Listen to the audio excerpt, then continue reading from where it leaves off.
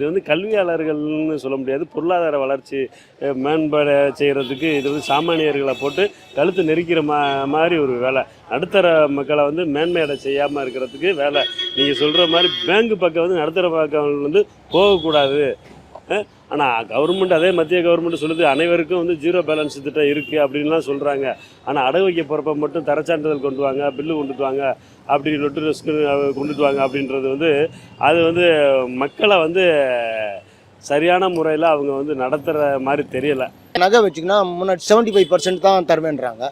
75% கொடுத்தா அப்படி எப்படி 100 ரூபாய் கொடுத்து இந்த இடத்த நீங்கள் 75 பைசா கொடுத்தா என்ன? நீங்கள் அவர் சேட்டா என்னான்னு தெரில. ரிசர்வ் பேங்க்கு கவர்னரு சௌத்ரி ஒருவேளை சேட்டா கூட இருப்பார் போல இருக்கு.